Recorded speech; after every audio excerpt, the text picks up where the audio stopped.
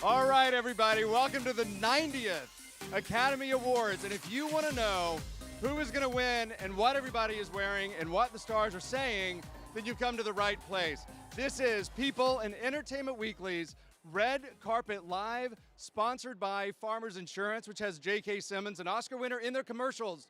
So that is appropriate. I have here with me, and I'm Jess Cagle, the editorial director of People and EW.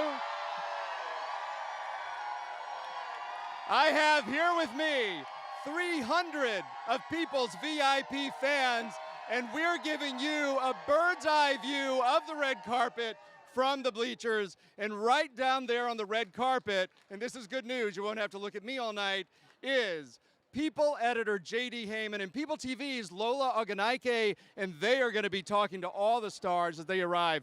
J.D. and Lola, can you hear me? Is everything working? Everything is. We can hear you. Their cheers for us are so deafening. They can't get enough of us. Can't get enough. Who are you looking forward? Who are you looking forward to seeing tonight? Really everybody, but most excited right now for the cast and the director of Get Out. Yes. Had a huge night last night at the Indie Spirit Awards. I am coming out of the sunken place and very excited to watch them at the Academy Awards. And also Frances McDormand, one of the funniest, smartest, most outrageous speakers there is. So I hope to see her give a great speech tonight. We'll see. We don't know, but we'll see. Yeah, I'm excited about Allison Janney. She swept up the entire award season. She's looked amazing on the red carpet, and I feel like she's going to skate away with the grand prize tonight. I think she's going to land a triple. I think she's going to land a triple axel. That's right. Also, speaking of triples, Mary J. Blige has landed a double, and I'm excited to see her too. Best Supporting Actress nod and Best Song nod. So Mary J. Blige, 2 nods. She's amazing. She's already made history. She's the only person to do that ever. So she's already a winner tonight. How about you, Jess? Who are you excited for? Yeah, that's a good question. You know, I always get excited to see Octavia Spencer because, you know, it wouldn't be an Oscars without Octavia Spencer getting nominated now. She's nominated 3 times and one of the nicest people in the world, so I'm always rooting for her. I want to remind everybody, if you have questions for the stars who are going to be here at the Oscars tonight, tweet your questions to hashtag Red Carpet Live, and we will try to get your question to the stars on the red carpet. Everybody keep it clean. We are not asking Meryl Streep something appropriate. Also, on the carpet, we have got one of the smartest people in showbiz, Jared Hall from Entertainment Weekly. Jared, you know everything about the Oscars. You know everything that's going to happen tonight. What are you excited about? Yes, you're right. I do have ESP. I am excited. You mentioned Octavia Spencer. She is in one of my favorite movies of the year, The Shape of Water, directed by the incomparable Guillermo del Toro. So I'm excited to see all of them. Lola mentioned Allison Janney. I'm excited to see her on-screen daughter, Margot Robbie, who I'm sure is just going to light up this red carpet when she walks in, which, by the way, it's just feet away from here where I'm standing to my left, where they're all going to walk in. So we will be checking them as they walk in. We're going to get those fan questions to them. And you know who else I'm excited for, though he just passed by? Wolfgang Puck just went by with all the food. And if I'd had a chance, I would have snagged some of those, the chocolate, the beef. I would have thrown it up to you, Jess. You're right up here behind me. I get excited about people actually throwing food at us. And if you see Wolfgang Puck, again, I want you to grab a pig in a blanket, and I want you to bring it right up here. All right, I'm going to be checking in with JD and Lola and Jared all night long as the stars arrive on the red carpet, and they're going to be here with interviews. But right now, I have got Sarah Volkomerson, and she's going to help me predict who's going to win tonight. So if you are going to an Oscar viewing party and you have to fill out a ballot, stick around because Sarah, who is really good at predicting, is going to make you win. Sarah, what movie are you personally rooting for tonight? Personally, I'm rooting for 3 Billboards Outside Ebbing, Missouri. And that's like, it's a close Best Picture race, right? Yeah, it's very close. We'll get to that in a minute. But I also, before we get started, I wanted to ask you, what are the big headlines going into the ceremony? Well, for starters, Shape of Water is coming in with 13 nominations, which is a huge amount. It's almost tying the record, right? Yes. With La La Land, Titanic, and All About Eve, which all have 14 nominations. They're very close. But also, we have Daniel Day-Lewis is nominated for Phantom Thread. That might be his last ever performance. He says he's retiring from acting. Yes. I hope it's not true. Unless he's the Cher of great actors, in which case That's right. he'll just keep on acting. Right. And we have a lot of historic nominations for women and people of color in writing and directing. All right. The first one that I want to break down is Jordan Peele. Yes. Right? He's a huge night for him, and like you said, the nomination is already historic. It's a huge night for him. He also won Best Feature at the Independent Spirit Awards last night, which is pretty good. And he's only the 5th African American to be nominated in the category of directing. And only the 4th nominated for original screenplay. That's right. And he has the holy trifecta, which is being nominated for writing, picture, and director. That's only happened a couple of times before. He's the first African American, but the only other people who've done that, Warren Beatty for Heaven Can Wait and James L. Brooks for Terms of Endearment. Good movies. Those are good movies right there. True. What about Dee Reese from Mudbound? She's the first African American woman to be nominated for adapted screenplay. She and the only other African American nominated in writing was Suzanne de Passé for Lady Sings the Blues. Back in 1973. I know. Yeah, that's incredible. I'm so rooting for Dee Reese tonight. Me too. And for Mudbound, her yeah. cinematographer, Rachel Morrison, is the first woman to ever be nominated in cinematography. In 90 years, one woman nominated for cinematography, which is incredible. And so I'm excited for Rachel Morrison. Greta Gerwig, the writer-director of Lady Bird, having a huge night. Only the 5th woman to ever be nominated, and she would only be the 2nd woman to ever win after Catherine Bigelow. Guillermo del Toro. He's looking definitely like the front runner for winning Best Director. I think so, yeah, and he's only the 3rd Mexican-born director to ever be nominated. And he also has the trifecta tonight. He does. Along with Jordan Peele. I know. He's a writing, screenplay, and Best Picture. And picture, yeah. Screenplay, directing, and Best Picture. And this is also Denzel Washington's 9th nomination, his 8th nomination for acting. And I think he already has the record for most nominations by an African-American man. So he would just be topping himself. Meryl Streep and Daniel Day-Lewis. Oh, my God. If either of them wins tonight, they tie the record for the most Oscars ever won by an actor. And I think Katharine Hepburn currently has that record, right? She has that record. She has 4. Both Daniel and Meryl have 3. And by the way, Meryl's the most Oscar-nominated actor on the planet. She has like 99 nominations. She has 99. 99. Not or an exaggeration. 21. Or not 21. An exaggeration. Yeah. All right. The stars are starting to arrive, Sarah. And before we go to the next thing, I want to ask you, how did you decide what to wear tonight? Oh. Because even I have a problem with that. I had a lot of problems, but the good people of Guilt Group lent me this dress. Oh, that's by nice. Thea. Yeah, that was very, nice of them. It was. What did you like about it? I like that it's sort of warm. And it's forgiving on the bottom. I was going to ask if you were cold. No, I feel great. No, okay. Yeah. Okay, good. All right. What about you? I'm wearing Ralph Lauren, Looks beautiful. as always, because huge imagination. I'm also going to be here tonight with a woman who knows a lot about fashion, and that's Andrea Leventhal, People's Style and Beauty Director. But before we bring her out, we're going to go to a video of Andrea showing us how she picked her dress for the red carpet tonight. Hi, I'm Andrea Leventhal, Style and Beauty Director at People, and I'm here at the Whitby Hotel in New York. This is a real-life fashion fantasy. Net-a-Porter has turned this room into a red carpet style suite because I'm going to the Oscars and I need to find a dress. So I called in an expert. Elizabeth Vondergolt. She is the global buying director at Net-a-Porter. She knows everything there is about evening wear, and she's going to help me pick the perfect dress. Elizabeth, talk to me about all of this. I think it depends on what kind of look you're trying to go for. I think there's sort of 3 categories I always think of. So there's big drama. Like, do you want everyone to look at you when you enter the room? Yes. Always. Right. Or there is the simple chic. I know that I look beautiful, my skin is glowing, and I'm fabulous, so I can wear something super simple like a suit or a jumpsuit, something very plain.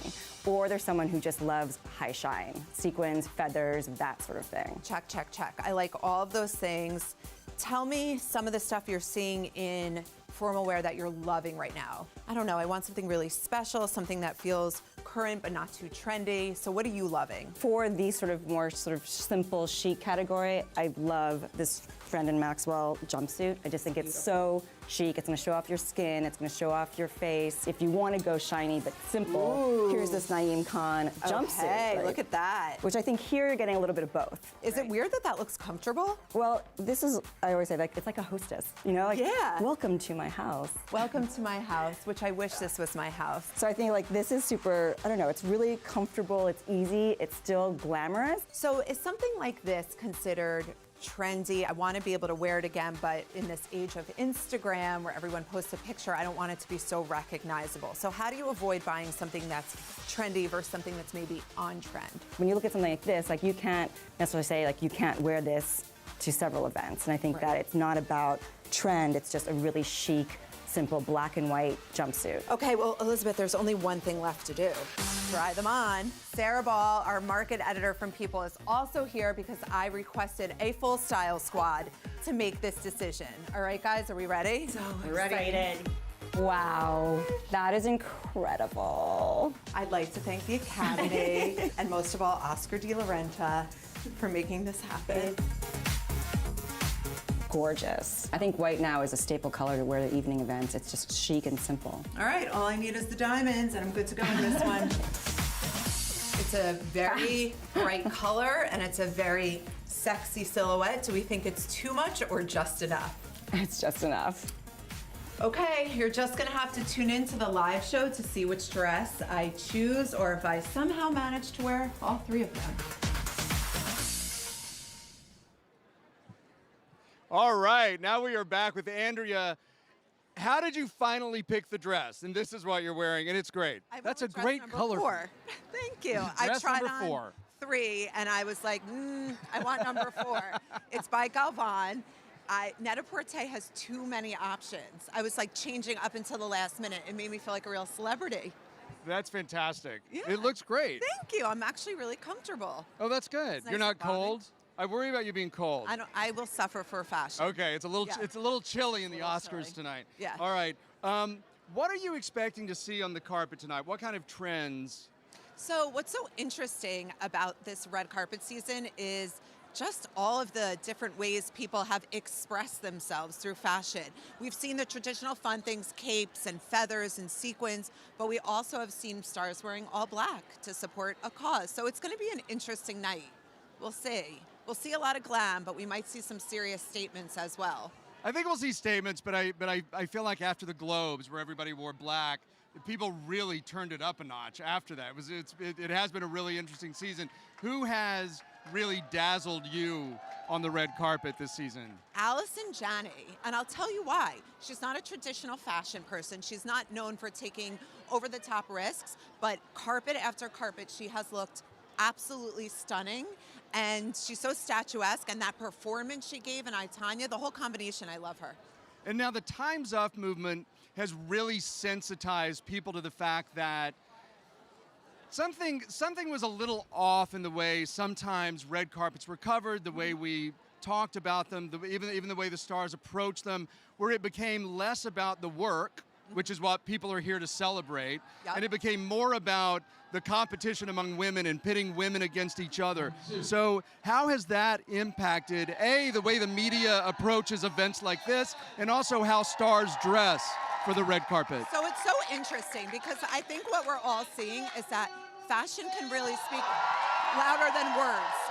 And stars are becoming more aware of the message they're sending through their style choices on the red carpet. They can really make a statement, and that's powerful. It's not a one-dimensional conversation anymore. It's not just who are you wearing, it's why are you wearing it. Tell me more about it.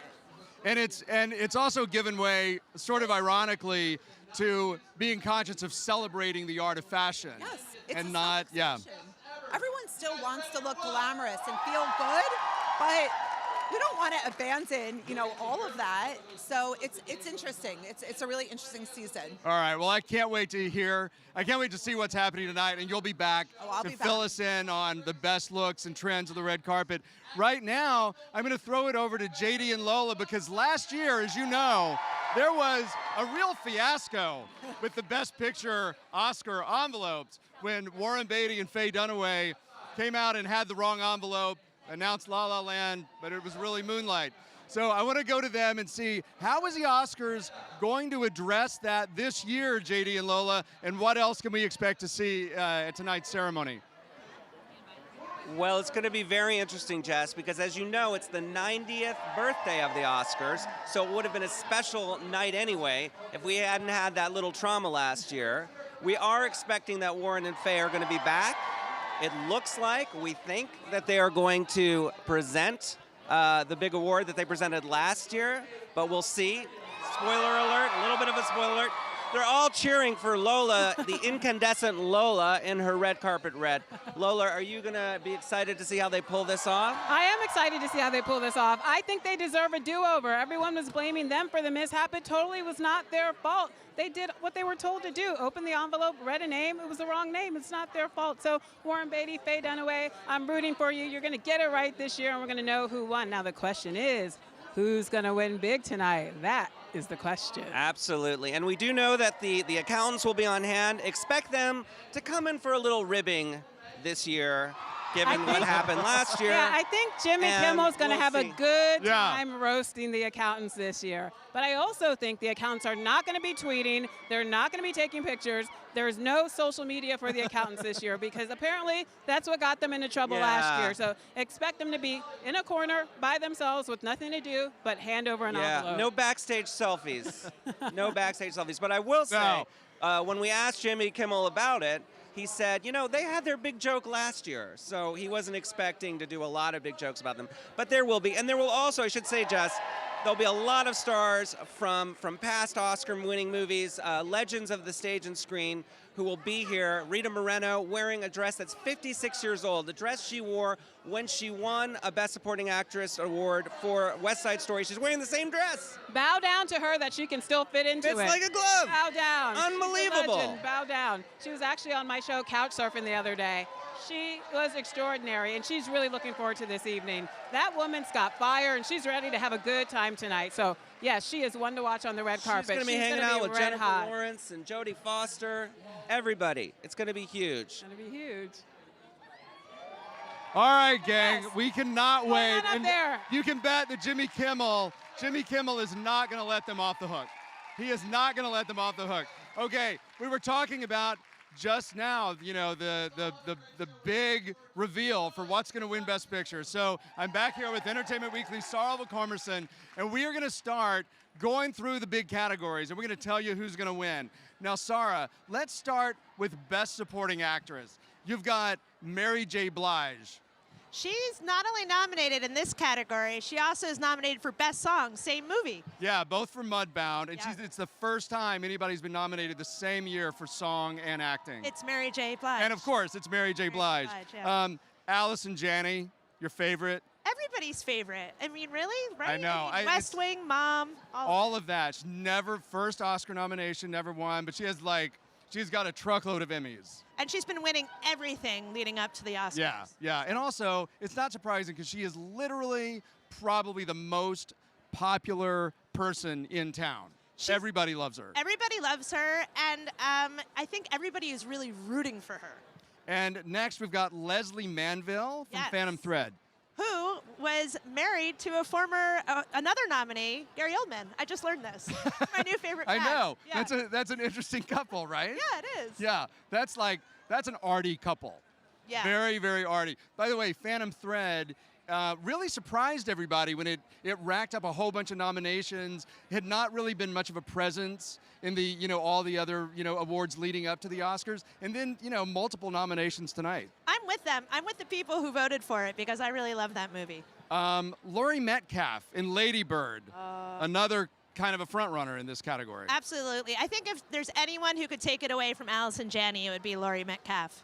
And then the only one, I believe, in this category who has been nominated for an Oscar before, and that's Octavia Spencer for Shape of Water. Another beloved actress. Ah, I know. everybody loves her. I know. They do. I love Octavia Spencer. She's the nicest. She ties with Viola Davis for the most nominated African-American actress this year with 3 nominations. But I think that even Octavia Spencer is rooting for Allison Janney because they're best friends. Isn't that nice? Yeah. I really like that. It's super nice. Yeah. So who do you think is actually going to win this category? I do think Allison Janney is going to get it. I think not only is she going to get it, she's going to get up there, she's going to look amazing, and she's going to give a very good speech. I predict she will give the best speech of the night. I know. I'm excited about Allison Janney. I know. I think she's going to win too. All right. Best Supporting Actress, Allison Janney. Mark it down. Supporting Actor. Oof. All right. Yes. We're going to start with Willem Dafoe from The Florida Project, a little movie that should have gotten a lot more love at the Oscars, I think. I'm surprised that it didn't. That movie was amazing. But he is the standout from that film. He is incredible. Oh, that little girl though was also great. I know. She's the Anyway, best. I'm rooting for Willem on behalf of that movie. I just thought it was great. Too. Yeah. The next is for supporting actor Woody Harrelson for 3 Billboards. Another beloved character actor. He's so good in that movie. He's one of 2 people from that movie nominated in this category, the other being Sam Rockwell. Right. And this is, a lot of people don't know, because you think of Woody Harrelson as, the guy from Cheers and stuff, but this is his 3rd Oscar nomination. That's right. He got one for The Messenger. Yeah. And The People versus Larry Flynn. Right. Yeah. He's a great actor. He really is, and he's so good in this movie. He made me cry the most when I watched Did he the movie. really? Yeah. Yeah. Well, Yeah. I don't want to ruin anything, but yeah, it's a tearjerker. Okay, and we love him. His 2nd nomination, a strong contender in the supporting actor race, and that's Richard Jenkins for The Shape of Water. I love Richard Jenkins. Everyone loves Richard Jenkins. That's the thing. Love Richard Jenkins. He's like the Allison Janney of Richard Jenkins.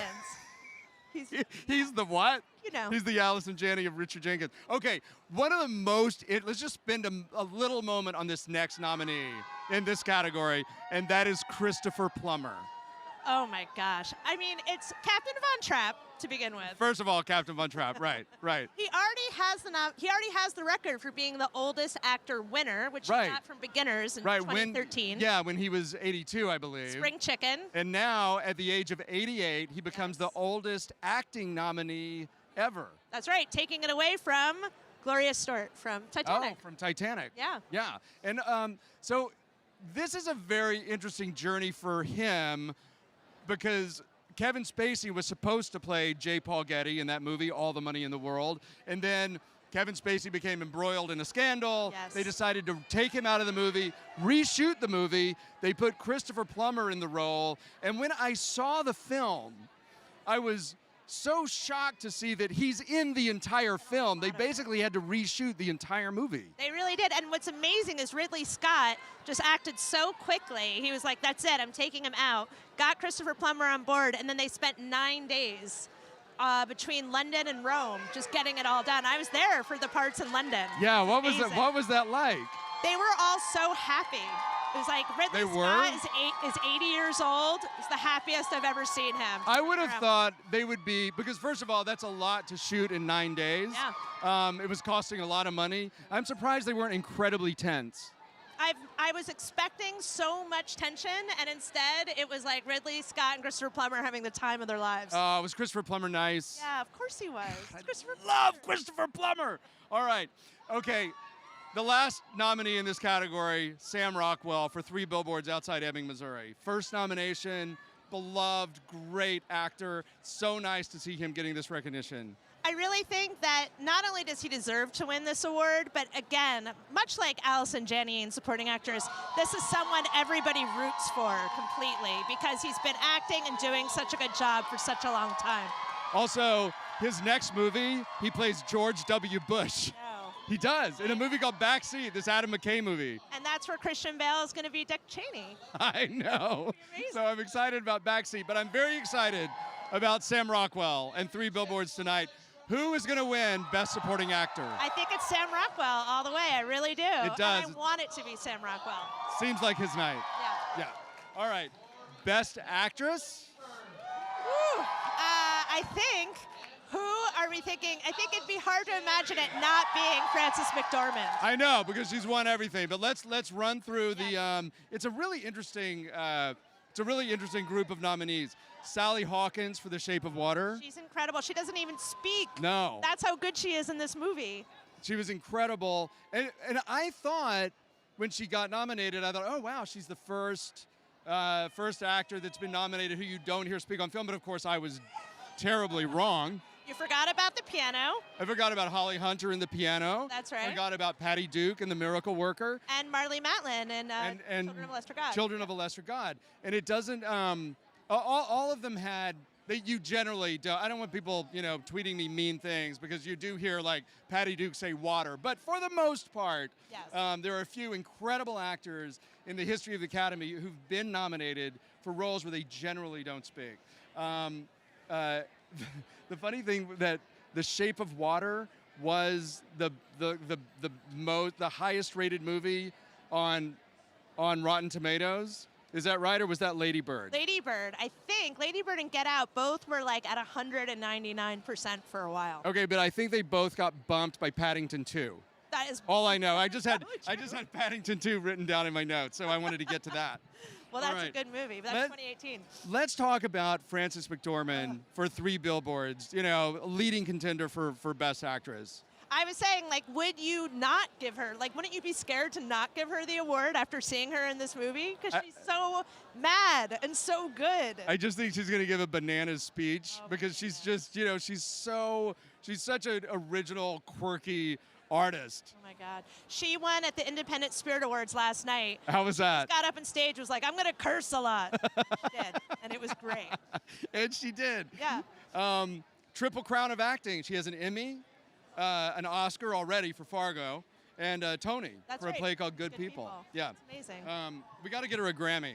So that can be an EGOT? So she could be an EGOT. Yeah. I don't know what Frances McDormand would get a Grammy for. Well, she should do an audiobook. I would listen to that. Yeah. Okay, Margot Robbie for I, Tonya, another nominee in this category, your first nomination. She's so good in this movie, and she was really the driving force behind getting it made, too. Yeah, yeah. I'm sort of surprised that movie didn't get nominated for more. That movie was a little bit robbed in the Best Picture category. I kind of think so. I thought for sure it would. But, I think Phantom Thread came along and kind of stole its thunder, didn't it? So? I think so. Phantom Thread? Yeah, that's the only one. That's the only option. All right, Saoirse Ronan and Lady Bird. Oh my God. She was so good. Saoirse Ronan's so good, and she's been doing this for such a long time for such a young person. I know. This is her 3rd Oscar nomination. Remember Atonement? Oh, that was her first thing. Yeah, and then Brooklyn a couple of years ago. Yeah, she's incredible. She was a bad seed in Atonement. She was so good, though. She was so bad. She was so good. All right.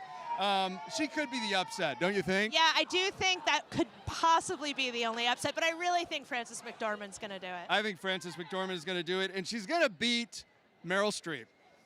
Well, I mean, somebody has to eventually. Somebody has to. Well, lots of people have. That's true. Meryl has 3 Oscar wins. 21 nominations, right? 21 nominations, but she's won 3 times for Sophie's Choice, Kramer versus Kramer, and The Iron Lady.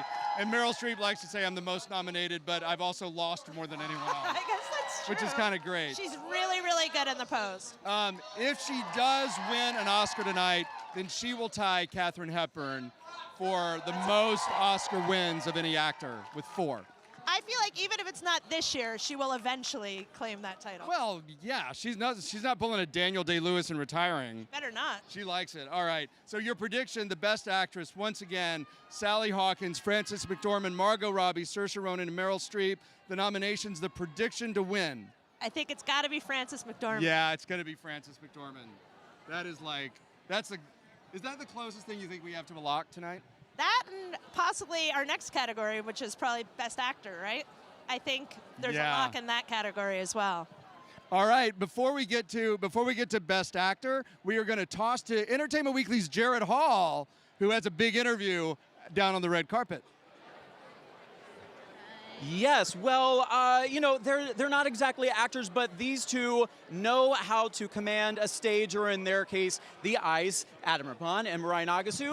Well, first of all, welcome back home. Yeah, thank you. We're so glad to be home. Yeah, have you? On the red carpet. Yes, on the red carpet. Yes. This is the red carpet. Yeah. Exactly. Now, of course, the obvious question tonight becomes: have you seen I, Tonya, and what are your thoughts on the film? How could we not be here if we hadn't seen it? I know. We've just been talking about it. We love the movie, and we're really excited that we hope we meet Margot Robbie and Allison Janney. Yes. Now, when you watch the skating Margot had to fulfill in that, for someone who had so little time to do what she did, on a scale of 1 to 10, what are we talking here? She did a 10. I agree. I heard that she put beer in her hair to get that that Tanya Harding hair look, and I mean, whatever it takes. Yeah. I'll put beer in my hair. I wish they had called me. I would have put my blonde wig on and done the triple axel for them, but for the sequel, I'll be around. Yeah, I, Tonya, too. There you go. There you go. There is more to the story, I think, for sure. Now, who are you excited besides Margot to see tonight? I have a feeling maybe yours might be something that rhymes with feral, deep. You know what? If I run into my old pal Meryl, Long-time friends. Yeah, I know. We were just texting right before I got here. I would die probably right away, and that'd be my dead body right on the red carpet. That might be a first. Yeah, I hope she tells you to respond to your text a little sooner. Wouldn't take it in The Devil Wears Prada. Now, if either of you had a chance to be in any of the nominated films this year, what would you want to be in? I, Tonya. No, besides that one. Oh God. Okay. I think I would say Greatest Showman because I really relate to This Is Me, the bearded lady, her music, and Reach for the Stars, like Zac Efron and Zendaya. Yeah, that music is so amazing. Do I already sense maybe you're already thinking about a program for the ice, maybe such one of those songs for the future? Well, we're always looking for music, always looking for inspiration, and I mean, there's no a better place to get it than here at the Oscars. It's very true. By the way, it would have been so embarrassing. I almost wore the same thing tonight. I'm so glad I went with the velvet. Oh, you're right. Oh, sorry. I almost wore this, and it's lovely as well. Beautiful. Yeah. Well, you guys, what is the inspiration behind this outfit exactly?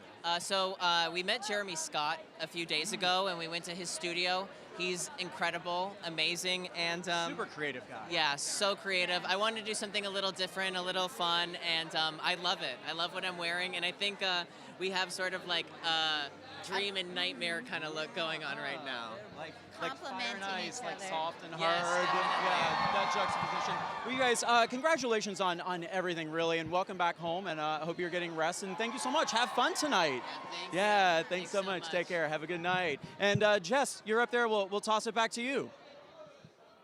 Yeah, thanks, Jared. Okay, first of all, every gigantic celebrity here at the Oscars tonight is going to be most excited to see them. They're going to be like the bells of the ball. All right, I'm back here with Sarah, and we're going to run through the Best Actor category. All right, that's a good race this year. It's a tight one, but I do think there's a clear front runner. All right, well, let's start with Timothée Chalamet for Call Me by Your Name. Everybody loves Timothée Chalamet. He won last night at the Independent Spirit Awards. Gave one of the greatest speeches I've ever heard. Really? Yeah. So should he upset tonight, he will give another great, And he brings his mom to the award shows, and he's just such a nice guy. And not only was he in Call Me by Your Name, he's also in Lady Bird. He had a big year. I know. Bradley Whitford also. In And Get Lucas Out, in The Hedges. Post, and Lucas Hedges, and Lady Bird, and Three Billboards. Sure, yeah. I'm trying to remember. Stuhlbarg's and Anyway, everything. everybody's in multiple movies. Yeah. But Timothée Chalamet is the only one to get a nomination That's true. of all these. All right, another nominee in this category, Daniel Day-Lewis. Best actor ever. Won 3 times for My Left Foot, There Will Be Blood, and Lincoln. This is his 6th nomination. Do you think he has a chance tonight?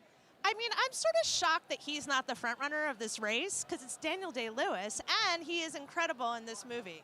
I think the movie was, though, kind of controversial. It was not a universally beloved movie. It was a very deliberate art film. It was absolutely beautiful, but not exactly a crowd pleaser. I know, but I'm shocked by how many people don't find it hilarious because it's actually a very funny Well, movie. you have a weird sense of humor because that movie was not funny. It was so Not funny.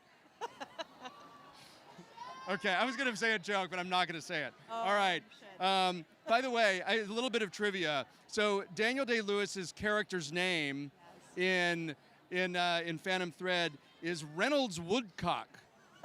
That's right. And when I first saw that his name was Reynolds Woodcock, I thought, Jess, get your mind out of the gutter. That is like that's. But in fact, my mind right wasn't in the there. gutter. That Paul Thomas Anderson and Daniel Day-Lewis came up with that name, and it was a dirty joke. Yeah, they did, because I think the two of them have stayed really close friends since There Will Be Blood, and they were going back and forth, and I appreciate. See, it is a hilarious movie. Now, don't you see it? Reynolds Woodcock. All right. I'm not going to Reynolds Woodcock, but I am going to Jared Hall, who's down on the carpet right now with another interview. Yes, sir. I have the folks from the Oscar-nominated film Last Men in Aleppo, and first of all, I do have to say we're very excited to see you here because your travel visa came through kind of last minute, correct? Yes, at the last minute we get the visa because there's a ban for the Syrian to come here. Yeah. So that process for you, I mean, you must be thrilled, of course, that the powers that be made that happen. But for you, what does it mean just to be able to be here tonight? Until the last minute, I was losing the hope to be here. But then, when they told us that your issue has been done, I'm very excited. Yeah. Now, guys, this film has so many people talking just because of the content. Of course, it's still relevant. This is still a very pertinent issue with everything happening in Syria. So, tell me how difficult was it actually to make this film?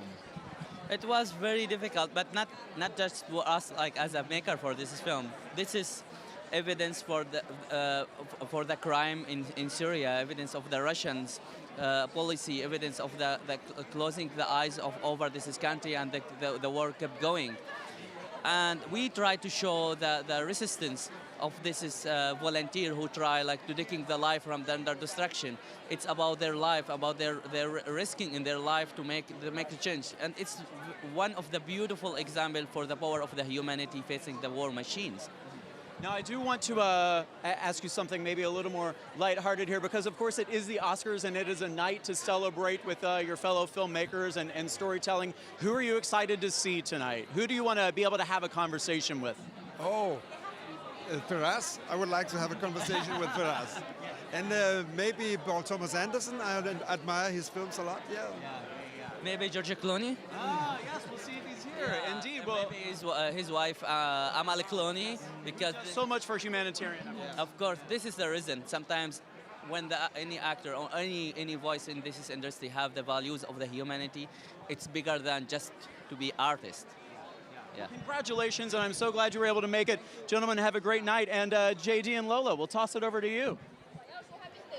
Well, thanks so much. We are standing here. There's an old Hollywood anecdote, which is to know your light. You should always know your light. Our light is intense and is boring down on us from the upper right-hand corner. It's the sun. They say it never rains in Southern California, but in fact, it has been rainy and cold, and now it is. We're baking a little bit, aren't we, Lola? We are, but you know what? We're red hot, and I'm so happy that the sun is here because, like you said before, it's been cloudy, it's been rainy, but the gods shined upon us and brought us the sun for the Oscars. You know, we were talking about veterans earlier in the show, though. We mentioned Meryl Streep, Christopher Plummer, but I want to talk about the next generation, the youngins that are coming up that are really just owning this moment. Timothée Chalamet had a huge night yesterday at the Independent Spirit Awards. He's been fantastic on the red carpet, really grateful, and he's one of the ones that we'll be watching for decades to come. What are your thoughts about the young generation coming up, JD? Well, it's a really interesting moment, as you say, Lola, because we've got the sort of the veterans who look like the front runners in these categories. Gary Oldman, Frances McDormand, people who are beloved by the Academy, people who probably will win. And then we have this generation of people right in behind them who've also gotten nominations. Chalamet, Saoirse Ronan, Greta Gerwig. These are people who are going to... Daniel Kaluuya. Yes. You know, so we're seeing this sort of changeover maybe from the Daniel Day-Lewises of the world to the Daniel Kaluuyas of the world. So that's exciting. Daniel. I say that Daniel. Anyway, so we're excited to see what happens with those guys and what happens with all these award categories. It's going to be interesting to see because these are names we're going to hear for generations to come. Absolutely, absolutely.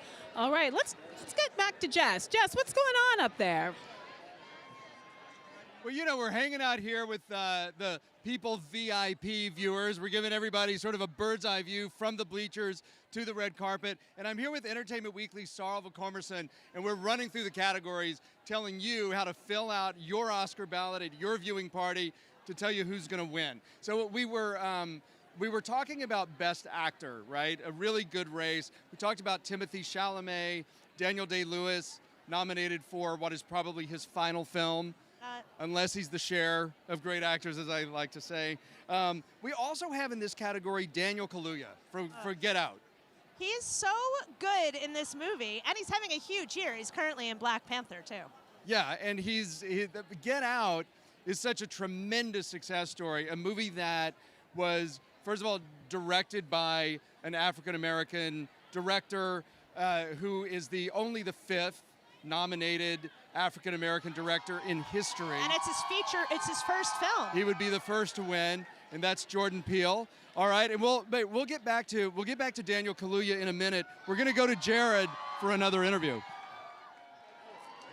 Yes, sir. I am down here on the red carpet with the one and only Mr. Danny Glover, who is a nominee tonight. Sir, thank you so much for stopping by. It is a pleasure. Thank you very much. You know, I'm glad to be here, especially with my wonderful director, Yancey Ford. He's directed this extraordinary documentary, and my producing partner in Johnson & Bond, who produced it. So that's the exciting thing about it. And we should say the film is Strong Island. Strong Island. Yes. So for folks who have not got a chance to see it, tell folks what it's about. I'm going to let you talk. So Strong Island essentially tells the story of my brother who was shot and killed 25 years ago by someone who claimed to have done so in self-defense. That person was never indicted by a grand jury, and so he did not stand trial. The film takes a look at two things: the way race influenced the investigation and the way that my brother's death impacted my family. It really is, sort of a case of like the past being prologue, because everything that happened in my brother's case in 1992 is essentially a script for all of the self-defense cases that we've been seeing since Trayvon Martin. Yeah. Well, and of course, topics like this are so important right now. They're in the zeitgeist for a reason, because so many things are going on. So for you guys, for the Academy to be recognizing this tonight, what's it mean to you? Well, certainly the Academy has an important role in terms of the designs and covers the cultural activity in this country primarily. So the Academy has a role to say not about everything, whether it's transgender, whether it's about those who are left out. It talks about community. It talks about anything. We're being citizens tonight. You know, we've had the opportunity, Louverture Film, to be a part of this process. It's an 8-year journey for Yancey, but we've been on it the last 4 years, and you can't imagine the kind of breadth and everything that's been brought to this, the imagination of our artists, not simply here, but our cinematographer or our editor. All of them have played an important role in bringing this to this realization. Yeah, a lot of people it takes to tell these stories. So congratulations to all of you on it and for being here. Good luck tonight. Thank you so much. Take care. Thanks so much. And Jess, I believe we're going back to you, yes? Yeah, thank you, Jared. Here again, Saoirse Ronan. We're breaking down the different races, who's going to win. We were talking about Best Actor. So Timothée Chalamet, first nomination. Daniel Day-Lewis, his final movie and his 6th Oscar nomination. Daniel Kaluuya, nominated for Get Out, one of the great success stories of this year's Oscars, made for $4.6 million, has made $255 million worldwide. Amazing. And the director of that, of course, Jordan Peele, only the 5th African-American director nominated in that category in the 90-year history. So I am really rooting for everything having to do with Get Out. Gary Oldman for Darkest Hour. I mean, it's Gary Oldman. I am shocked that Gary Oldman has never won an Oscar. Did you know that? No, he's been nominated twice. Yeah. Or at least one other time for Tinker Tailor Soldier Spy. Oh, well, yeah. Which it was also won the Oscar for most boring movie of that year. I know. With you about this I know. At the time. All right, we're going to go back to Jared for an interview. We're live until 2. Yes, sir. I have some of the Oscar-nominated visual effects artists from War for the Planet of the Apes, Joe and Dan. Well, first of all, congratulations, and what an exciting night for you guys. A lot of people have the two of you pegged to take this one. Thank you, Jared. We hope those people are right, but boy, you never know. There was a lot of good work this year. Yeah, it's very competitive and some really fantastic work. So fingers crossed, but it's great just to be at the party. Now, you say a lot of fantastic work. Let's hypothesize for a second. Of any of the other films, what is one that you wish you could have gotten your fingers on and got to play around with? Oh, that's a good question. I mean, they've all been really great. I mean, they did a fantastic job with Blade Runner. We did help out a little bit on Galaxy, so that was nice to be a part of that one. Dunkirk was beautiful. I mean, look, you really can't complain. Yeah. And I think, Star Wars, we grew up on those movies. You grew up on Star Wars. Like, Star Wars is always just Star Wars, yeah. Yeah, exactly. That's it. You can't go wrong with that answer. It's incredible stuff they do, and fantastic things you guys do as well. Good luck tonight. All right. And congratulations. Thank you so much. Pleasure. JD and Lola, over to you. Hi there, everybody. Hi there. We're talking about how this awards season is different than any other that we've ever been in. Yeah, JD, I think it's shaping up to be one of the most political in Academy Award history. We've got the Time's Up movement. We have people protesting against gun violence. So there are a lot of deep conversations that are going to be happening on that stage and on that red carpet, and I expect a number of speeches to address fundamental issues of the day that people are grappling with. You're totally right. You know, the Oscars always get political, and this year we're going to look and see people wearing orange for every town for gun safety. We're going to see people with the Me Too movement pins, and a lot of people really thinking about how they want to address those on stage. And we will see some moment, I know, during the show when people address some of the issues that were grappled with this year. Annabella Sciorra, Ashley Judd, and Salma Hayek will be presenting together as a very powerful statement about how Hollywood has come through this sort of amazing time of controversy around the issues of sexual violence, sexual assault, and sexual harassment. And that'll be interesting. Annabella Sciorra so visibly moved during rehearsals that she choked up when she got up on stage. So Jess, I think you're going to see a very interesting show, a show people are going to be talking about on social media all through the night.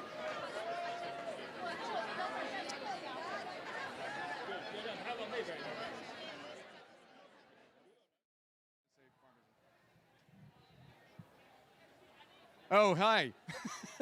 I think, I didn't know I was on because I'm a professional. We were talking about what to do next. Okay, so we're going through the Best Actor category, and we've got Timothée Chalamet, Daniel Day-Lewis, Daniel Kaluuya, Gary Oldman in Darkest Hour, nominated for the world's most boring movie. No. Not nominated. Darkest Hour. Not the most, but Tinker Tailor Soldier Spy. I disagree on this one. I love that All right, movie. what is your prediction for the Best Actor category? Also, Denzel Washington is in it. Who's your prediction? I think it's got to be Gary Oldman. He, ever since the movie premiered at Telluride, he's been just winning accolades after accolades after accolades. All right, well, I think that we are now going to be tossing to Jared for another interview. Sure. Yes, sir. You guys, one of my favorite actors here with me, Michael Stuhlbarg, who is in not one, not two, but 3 of the Best Picture nominees this year. We've got The Post, Call Me By Your Name, and The Shape of Water. Did I miss anything? Nope. Okay, got them all. Great. All right, so we're off to a good start here. I mean, is it an embarrassment of riches? How do you even describe what has gone on this year? Beautiful phrase. Yeah. An absolute embarrassment of riches. You know, they all sought out my participation in these films, and it doesn't get any better than that. I'm so, grateful, and I feel blessed to have been a part of them. I loved what I got to do, and the stories, all of them had a great sense of immediacy, and at the heart of them, love, which is, you can't tell better stories than about what love does to us. Yes, I would agree with that wholeheartedly. So much has been made and said of your speech in Call Me By Your Name and the delivery, the writing. Tell me about in that moment. I mean, was it a lot of takes? I feel like it's something you maybe wouldn't have wanted to do too many times. Well, for some reason we shot the film in chronological order. So I really had a couple of months of time to get to know Timothée and to know the material and get to know Army and to watch them bloom and grow and take risks in the material that they were given. And it really, by the time it came for me to do that, all of that information, all of that time informed what it was that I had to do. We only did 2 takes of it from 2 different angles, and we were pretty much done. I think we all kind of knew what we wanted to do. Yeah. Now, in terms of The Shape of Water, just such a fantastical journey that audiences get to go on with this film, and to me that kind of notion of we shouldn't judge people until we get to know them just because someone's not the same as us. Tell me about when Guillermo del Toro was taking you through, here's what the story is going to be. You are a scientist, correct, who then takes a protective stance with this fish man. For you, what was what intrigued you so much about that made you want to do this? I just thought, initially Guillermo was interested in working together, so he invited me out. He didn't really tell me much about the story. He handed me the script. He said, read it and we'll talk about it afterwards. We read it. I read it after we had a wonderful combination about many things that we have in common. He's a creator of art. I love to draw and paint as well, so we had that in common. I was honored that he thought of me, and I jumped at the opportunity. I was really particularly taken with the combination of elements that the script provided, whether it was the magical realism of the creature or the kind of historical Cold War intrigue, the love story at the center of it, and the humor that it involves, plus all the homages to Hollywood musicals as well. It was a real combination of things, and I was so pleased to be thought on. Yeah. Lastly, I've got to ask you, of course, we've already established you're in 3 of this year's Best Picture nominees. Of the other 6, if you could be in one of them, which would it be? Oh, gosh. They were all remarkable. I would have been glad to have been in any of them. I've worked with Martin McDonagh a couple of times before. Fantastic guy. So I guess because we're friends, any opportunity I would have to work with Martin would be a highlight in my life. I could even see you being Lady Bird's dad. Absolutely. Hey, absolutely. But Tracy Letts killed that as well. He did. Yeah. Well, congratulations on all the success, and have a wonderful night. I think you may somehow come out a winner. We'll see. Yeah, have a great night. Thank you so much. All right, Jess, back to you. All right, thank you, Jared. I'm back here in the bleachers, and I am here with one of People's VIP fans, Sandy Gallet. Hey, Sandy, where are you from? St. Louis, Missouri. Oh, wow, so you came a long way. Came a long way. How did you get here? Did they come and kidnap you and force you to go to the Oscars? No, I entered. I entered just like everybody else. It only takes one, and they picked me, and it's great. That's so great. Congratulations. What else have you been doing here today? A lot of this, Yeah, a lot of sitting around and waiting. Yeah. No, but it's been great. We had lunch. They fed us really well. Oh, that's good. And took pictures and met lots of neat people. Okay, who are you really, really excited to get a look at tonight on the red carpet? Meryl Streep. I mean, to see her in person would just be amazing. And my boyfriend, George Clooney, I'd love to see him. Sandra Bullock. It'd be great to see them. Anybody. It's wonderful. I have an Oscar party every year, so to be here in person. Oh, wow, that's good. Blowing my mind. I think what you'll discover is watching it in your pajamas at home is the best way to watch the yes. Oscars. Yes. Someday I look forward to doing that again. Yes. What was your favorite movie this year? Get Out. Was it? Yeah, I really loved it. Is that what you're rooting for tonight? Yes, and 3 Billboards. We love that as well, being a Missouri connection. And I love Frances McDormand, and so I hope everybody has a great time. I'm going to give you one word of warning. Yes. Movie stars are so much shorter in person. Well, I'm only 5'1", so I'll fit in. Oh, so they're all taller than you. By the way, same here. Let's hear it for the short people. Yes. All right, this is Red Carpet Live, brought to you by Farmers Insurance. I come from a long line of farmers, Sandy. Maybe like you. Yes, no. And no, well, I do. Anyway, so happy to have Farmers Insurance sponsoring. And I'm going to go now to Jared, who's got somebody else to talk to. Yes, I have a couple nominees from one of tonight's 5 nominated songs for Best Original Song, Raphael Saadiq and Tara Simpson. Thank you so much for stopping by here. First of all, I've got to ask, you're used to performing, which you are doing tonight, but you're also nominees, of course. Which makes you more nervous?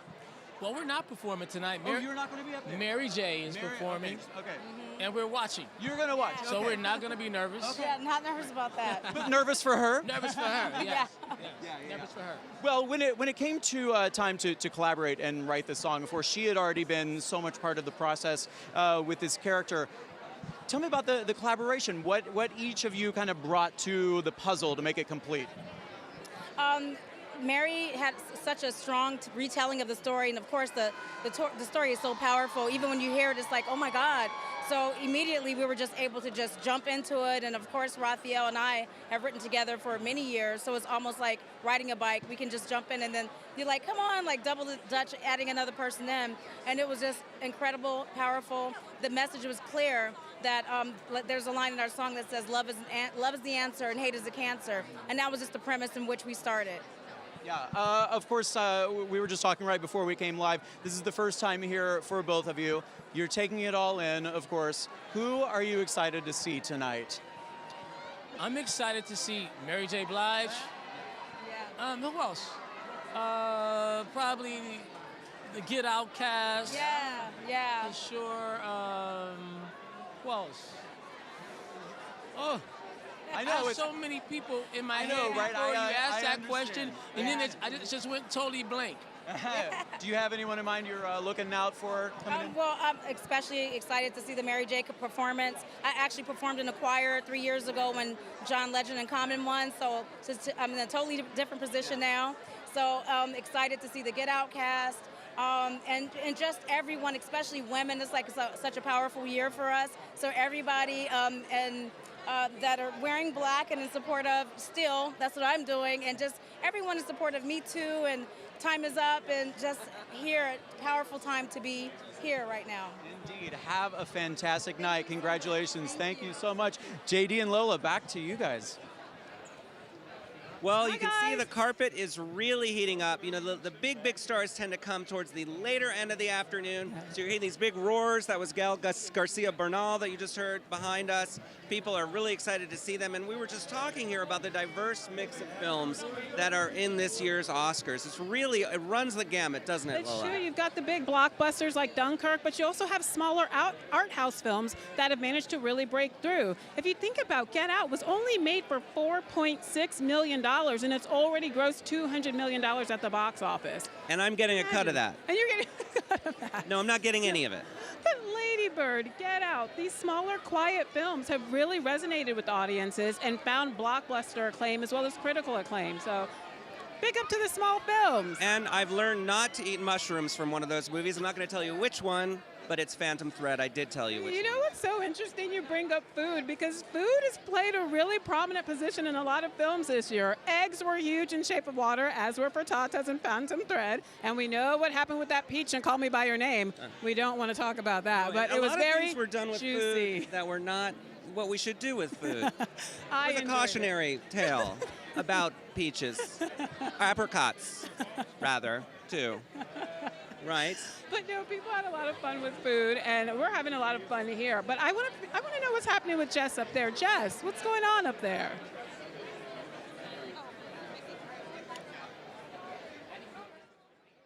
All right, we're talking about who is going to win. So we've been running through all of the categories, talking about our predictions. Let's recap. Supporting actress. I think it's going to be Allison Janney. Yes. Supporting actor. Sam Rockwell. Best actress. Frances McDormand. Best actor. Gary Oldman. All right. Now we are at original screenplay, all right? Let's run through it.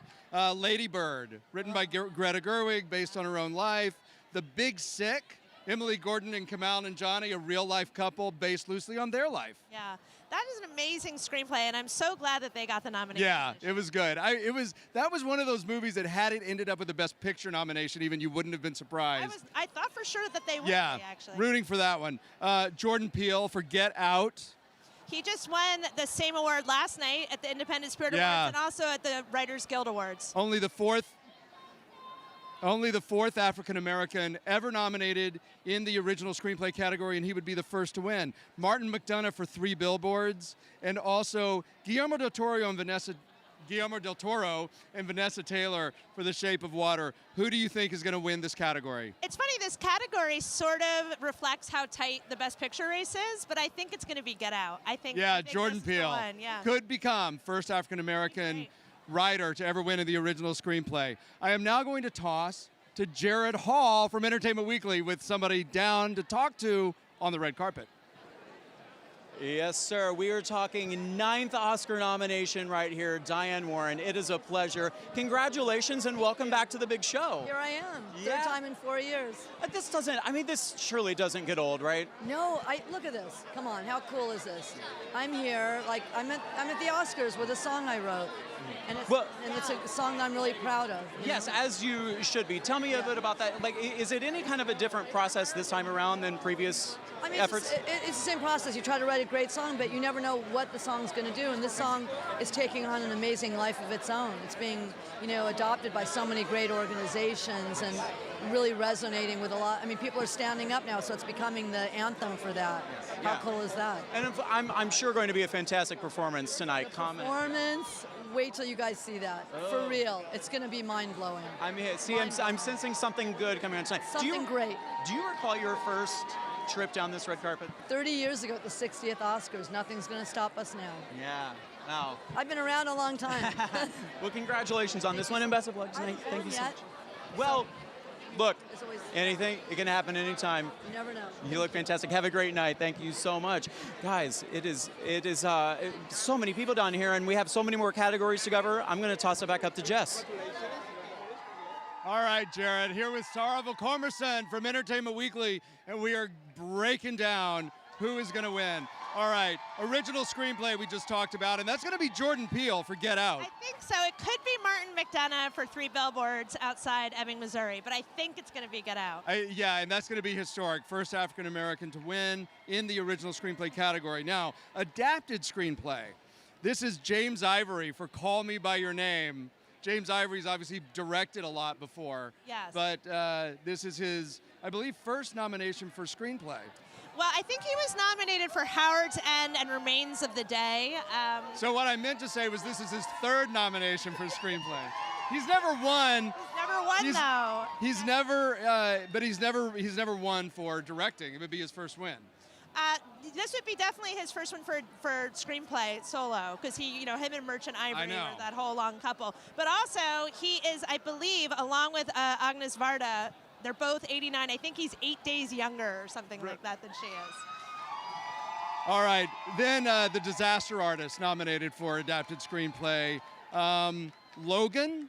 It's the first live-action superhero movie ever to be nominated in screenplay. In that, has made $616 million worldwide. Not that much, is it? So they already won. Yeah. Anyway, Logan, that's an interesting nomination here. Molly's Game by writer-director Aaron Sorkin. Yeah, this is when he made his directorial debut, and it's based upon her memoir itself. And then Mudbound, we talked about, that's by Virgil Williams and Dee Reese, nominated for adapted screenplay. Dee Reese, first African-American woman ever nominated in this category. Isn't that insane? Yeah, incredible. But I'm really rooting for her. But I do think that if you're filling out your ballot, you probably want to go with James Ivory. All right, and we have James Ivory for Call Me By Your Name. You're predicting that? I really think so. I think it's his time. All right, we're going to go back. We're going to go back to JD and Lola now. Hi guys, how are you doing? So fresh from the slopes, we have Lindsey Vaughn with us. Lindsey, how are you feeling tonight? Pretty stressed out, high anxiety, but yeah, I made it down the red carpet so far without tripping. And my outfit's still together, so I'm happy. What's more nerve-wracking, appearing at the Olympics or appearing at the Oscars?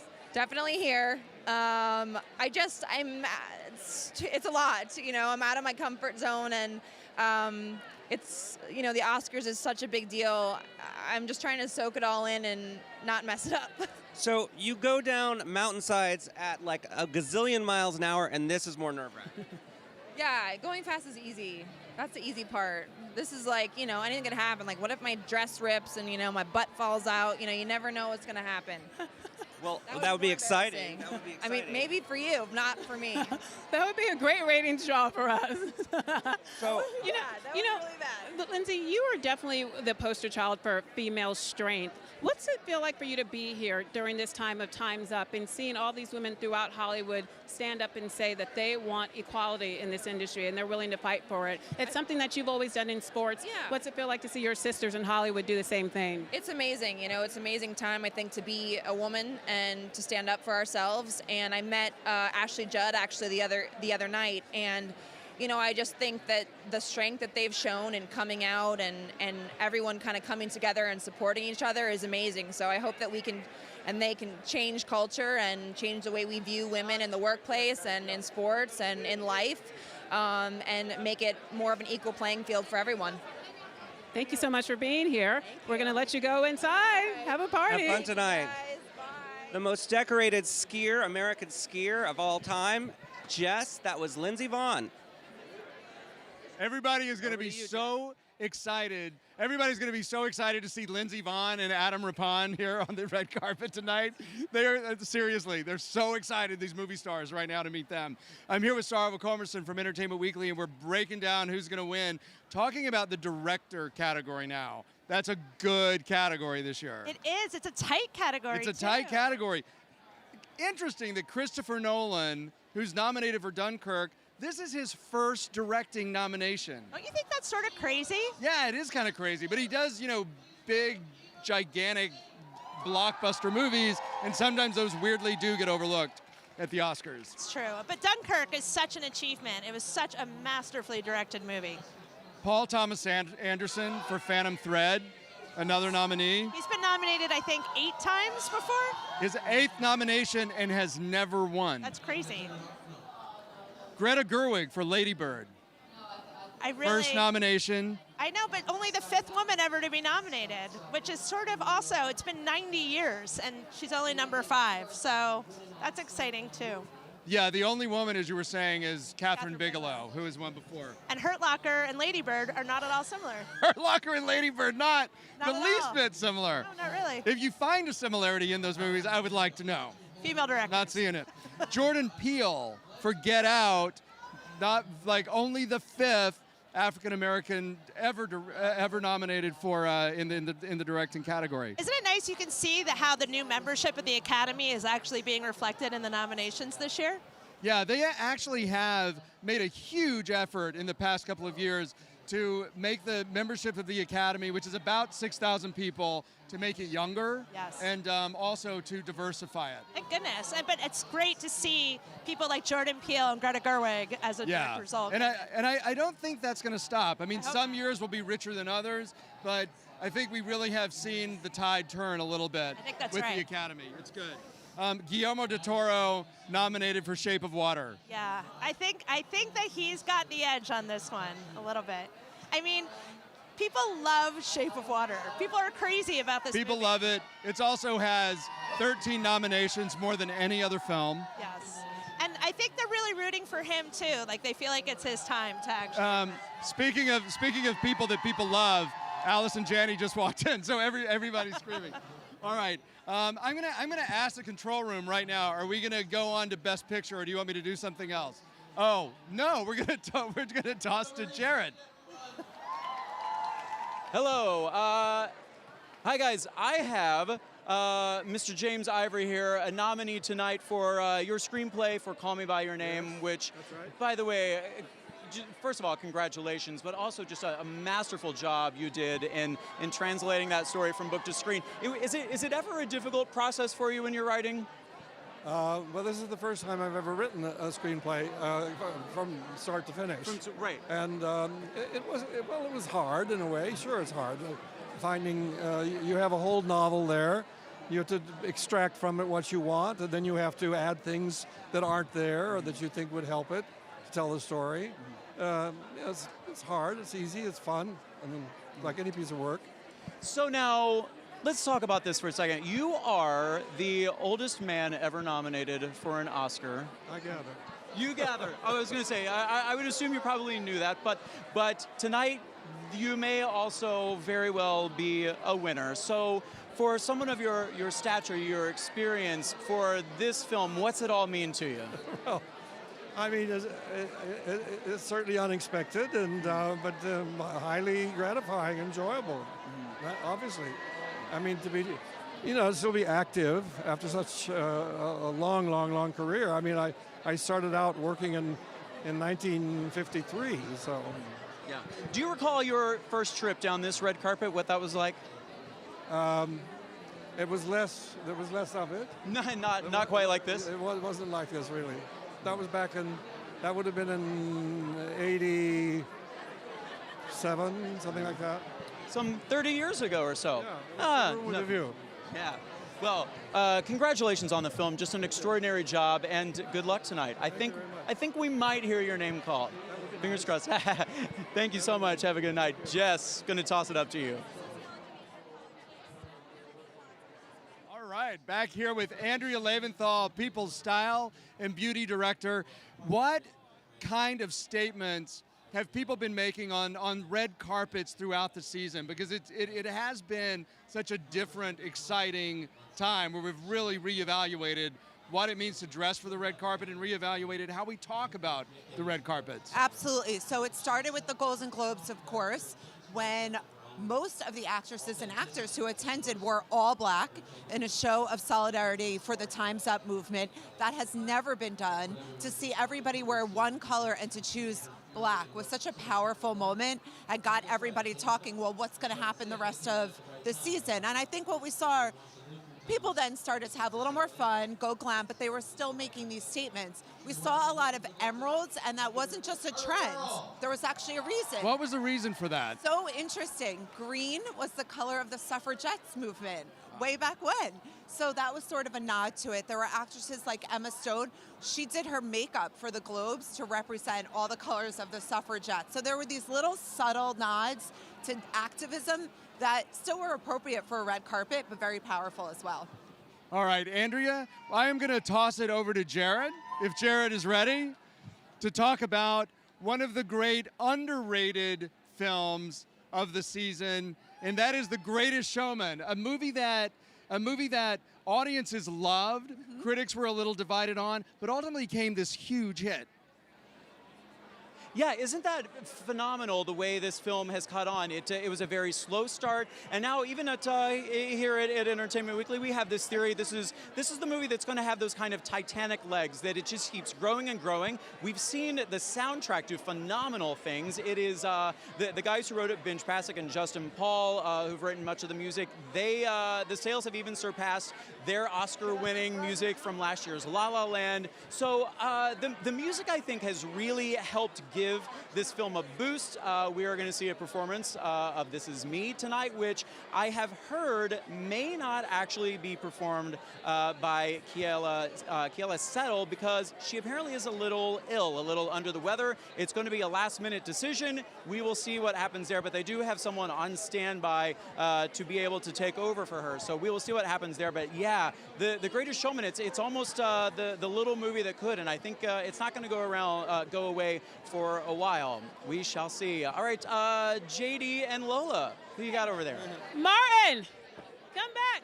Hi guys, we're just waiting. Abby, come back. We have the team from 3 Billboards. Hi gang, how are you? Come in here, Abby. You looking good. If you could put anything on a billboard this Oscar season, what would you put on? Less hate, more dancing, love everybody. That would be my 3 billboards. I'll second that. That's perfect.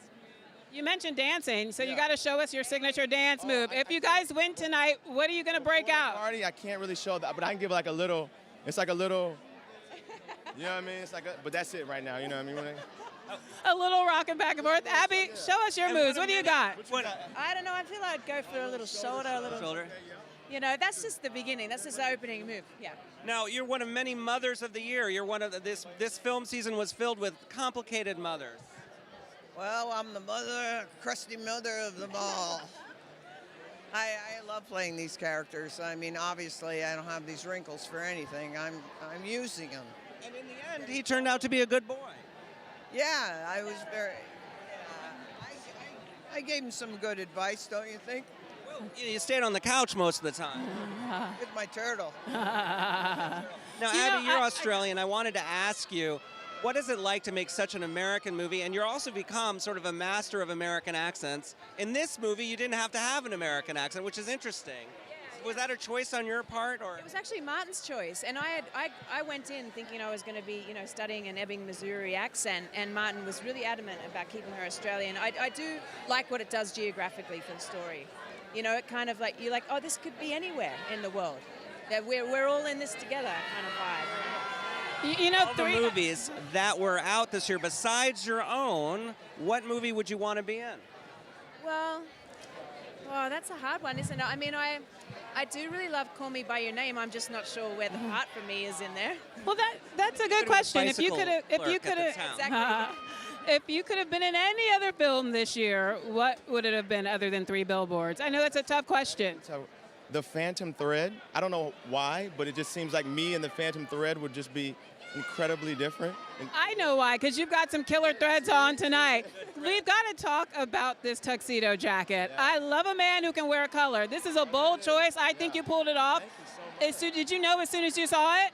I did. And I didn't have much time to make another decision. So this was sort of like it had to work, or it was going to be like a leather jacket or something. But I feel really good in it. I do feel. Well, you look good. We're going to let you go work that room. Thank you so much for being here.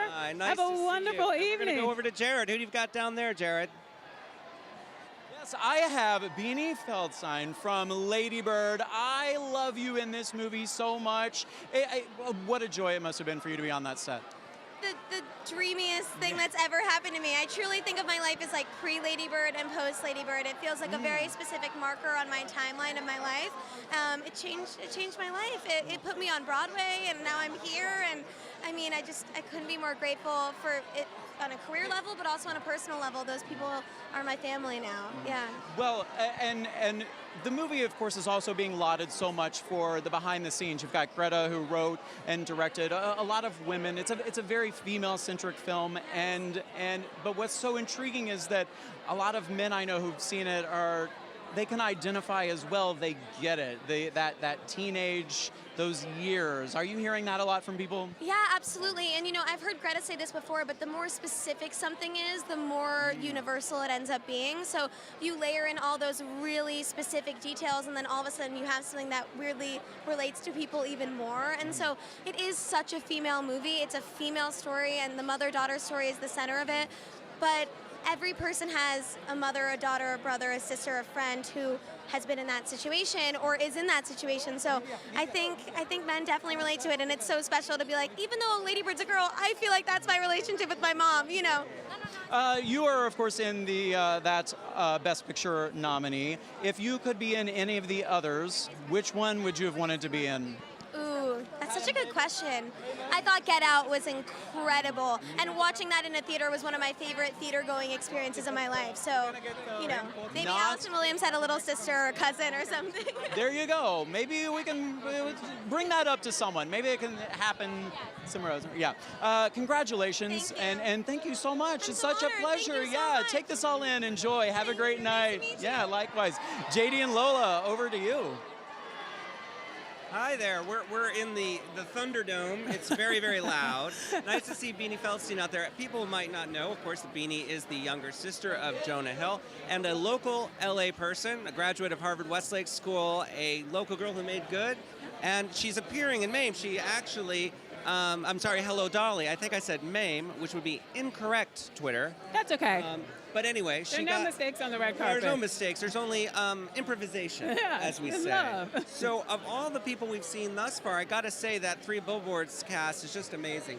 Really fun to see them. We were just hearing about how they all sort of danced and kind of hung out offset. That was a pretty intense movie. It's interesting because the only other dancer that I want to see tonight is Sam Rockwell. Sam Rockwell is known for his dancing, so if he wins tonight, I'm sure he's going to bust a move up and down that stage. So I'm really excited to see if Sam Rockwell actually wins tonight. Expect some dancing from him too. Not just the Three Billboards folks, but the whole cast will be joining him. He's the best dancer I have seen ever in Hollywood. Yeah, it's right. Very, very good. Well, that's a bit of an exaggeration.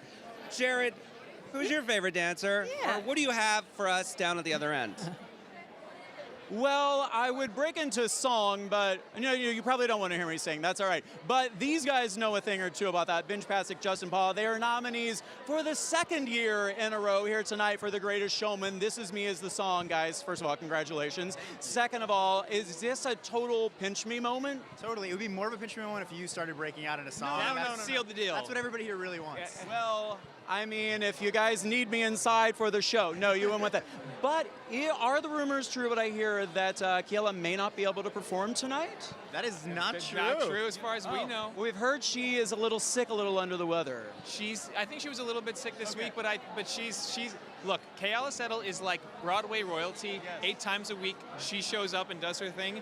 I can't imagine a world where she's not on that stage come time for the song. Exactly. She's a fighter. Yeah. We were just talking a little bit ago how this movie just seems to keep climbing and going and going. It has kind of defied some not fantastic critical reviews, but audiences have loved this, and so much of it has been because of the music. That's kind of a pretty nice compliment, I would imagine, to hear that your work is boosting this in some unimaginable way, I suppose. Well, we think that it's the cast. We have an amazing director, and all of these people were so inspiring to us in creating the songs in the first place. Right. And it's also the audience. We've been championed by audiences who are really excited about musicals and really excited about embracing what musicals can do. So we're thrilled that people have found the movie, that they're taking on the songs and making their own versions of them. You go on YouTube and people are embracing the messages of these songs. It's about inclusion and diversity and self-love, and we're really proud to be a part of that. Yeah, and honestly, if the music is boosting it, we don't sit in a vacuum and make up those songs. We're sitting with the screenwriter, with the director, with the choreographer, creating those song moments all together. So all of their work is baked into our work. That's the great thing about making a musical, is that it's sort of everybody coming together to speak one language for 90 minutes or 2 hours. So it's a celebration of everybody, really. If you could have written a song for any of this year's Best Picture nominees, what would it have been? My God. I mean, it would have been, for me, The Shape of Water, just to challenge, just because for the challenge of it. Yeah. I think whatever I would have come up with for the first draft would have been terrible and unworthy of the film, but it would have just been a great challenge as a songwriter to think, how can I create a crazy moment? That's what Alexander Desplat did so well also, is giving voice to 2 voiceless characters and figure out what is that musical expression. What the beautiful thing about musicals can do is go inside the head of a character and sing and tell their internal thoughts. So it could be really ripe for musicalization. Doing it as no, we're not talking about it. Whoa, big announcement here right now. Shape of Water is becoming a musical. Is that what it? No? Okay. But it certainly is beautiful. Yes, it is. And actually, it probably could be a Broadway musical. We'll see. Go talk to Guillermo about that tonight. Find him, talk. Guys, congratulations. Have a great night. Thank you so much. JD and Lola, over to you. Well, hi, we've got Kristen Anderson Lopez and Robert Lopez, who wrote the song Remember Me from Coco, and they've brought some extras here as well. It's a real family affair tonight, isn't it? This is Katie, this is Annie. Hi. We promised them when we were here for Let It Go, they were too little. So we promised when we came back, if we ever came back, that they would be our dates. And here we are tonight, and it's the best way to do this. We're having so much fun. Yeah. Who has the best mom ever? They do. We do. What other movies are you most excited to see? People you're most excited to see besides Coco? Well, we know we are sitting behind the director of Shape of Water, so we're excited about that. There were so many incredible movies. If we got a chance to talk to Greta Gerwig. That'd be so cool. We saw Lady Bird together when she was sick one day, and it was a really wonderful mother-daughter experience. Yeah, that's a great mother-daughter relationship. You should really emulate that. Yeah. It's a good talking point. It's a good entry. Never throw yourself out of a car when it's moving. Are you sure? I'm pretty sure on that movie. What did you make of Lady Bird? That's clearly been a huge hit. It's resonated with audiences. What did you make of Lady Bird? Give me your quick review. I really enjoyed it. I thought it was just a really beautiful movie, and I hope it wins Best Picture, personally. I see you both are wearing Time's Up pins. Why was it important for you to represent for the Time's Up movement today? Well, we're having a really interesting and important conversation in our society right now, and I feel that the category that we are nominated for tonight is a very interesting one because it is at least 50% diverse, and for the first time in any category I've ever been nominated, it's almost 50-50 for gender representation, meaning it's almost 50-50 men and women nominees. That doesn't often happen, and our category could be one of the first to change the attitudes, and maybe every category will start to look like this. So we are already seeing immediate effects of the Time's Up movement. Music always points the way. It's always the most diverse, and it leads the way into a better world because music doesn't have borders. Music doesn't have borders. I'm going to let you guys go. Have a great time. Thank you so much for being here. Thank you, guys. One of the most infectious and Talk fun about movies a of the year. family Coco. affair. Wonderful. Jared, who do you have at the top of the red carpet? Well, I have over here the director of Call Me By Your Name, Luca Guadagnino, and his fellow producers. Gentlemen and lady, congratulations on this nomination. Very well deserved. What is it like to be walking this carpet right now? It's fantastic. It's really, it's kind of easy and it's fun. It's beautiful. Yes, I think we're enjoying ourselves. It's a long way from Crema, Italy, but it's pretty amazing to be here. This film has captured the hearts of so many people who have watched it. There's a very specific sensibility to it, a pacing, a beauty. Would you say this was a difficult film to craft just because of balancing all of that with the kind of story you were telling? I would say actually the opposite, because the kind of attitude that everybody had from behind the camera and in front of the camera was really organic, and we went through the shooting very smoothly. No, it was really smooth. Timothée yesterday won Best Actor at the Spirit Awards. Very exciting moment. I think he was very surprised and shocked.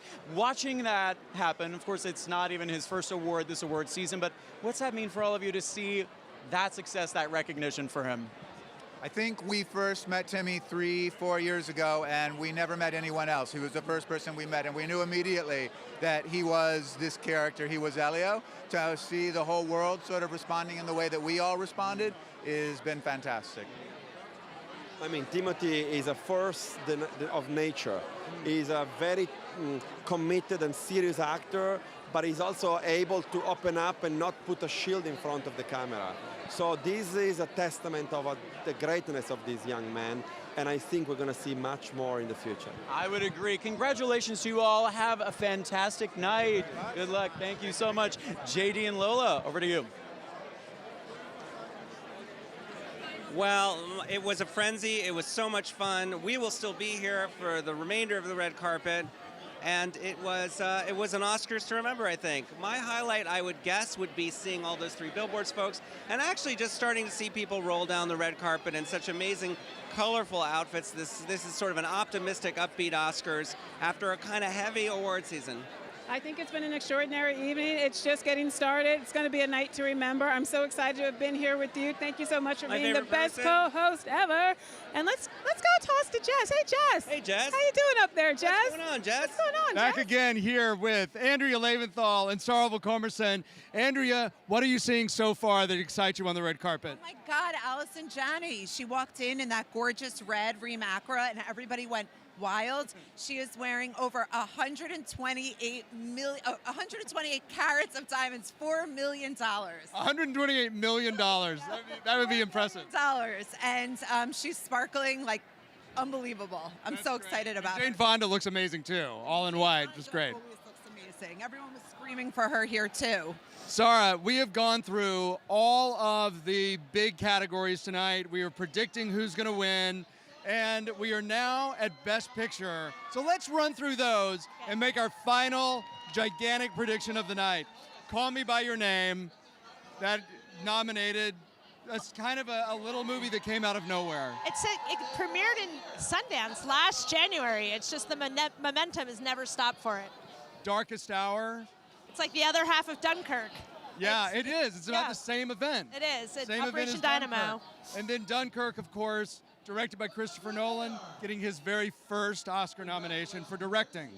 and I believe it has 8 nominations overall tonight. The big success story of the night is this next movie, Get Out. Yes, it's actually been, it came out over a year ago. Yeah. And it's made $1 billion.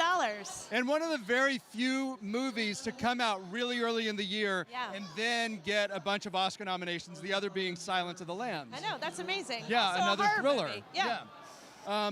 Lady Bird, 5 nominations. Everybody loves this movie.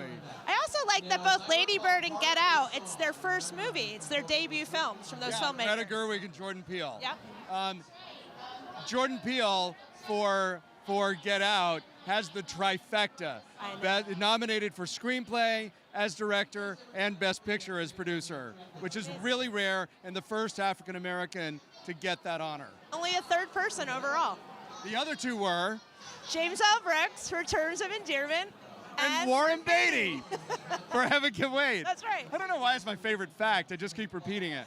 Good. All right, Phantom Thread, kind of a surprise because it did really well in the Oscar nominations, but not as well during the earlier Guild Awards. Yeah, it snuck in there. I think probably because it's Daniel Day-Lewis's last movie. There's a lot of momentum for that.